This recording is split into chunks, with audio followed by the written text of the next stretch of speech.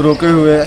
तो ज़्यादा पेशेंट को ज़्यादा से ज़्यादा क्रिटिकल होने लगा, तो फिर हमने अल्लाह के फजल से हमने डिलीवरी इसमें। Deputy commissioner Kishtwar doctor Devansh Yadav ने आज डीसी कार्यालय परिसर किश्तवाड़ में शांति मार्च में हिस्सा लिया। इसमें अन्य वरिष्ठ अधिकारियों की भी उपस्थिति रही। ये कार्यक्रम महात्मा गांधी की 153वीं जयंती को पूरे केंद्र शासित प्रदेश में गांधी महोत्सव के रूप में मनाने के मद्देनजर आयोजित किया गया था।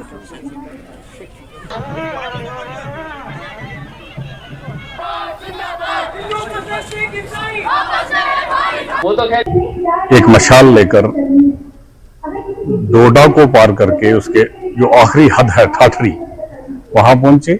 इस यात्रा को आगे बढ़ाया। धर्मशाला जोन था वो, वहां पास वाले 1-2 स्कूल, उसके बाद वहां से आगे निकले धर्मशाला हाई स्कूल, पर आगे कांदनी, हस्ती, मलीपेट, इन सब जगहों से बच्चे पीछे से आते रहे और आगे वाले स्कूल्स को हैंड ओवर करते रहे।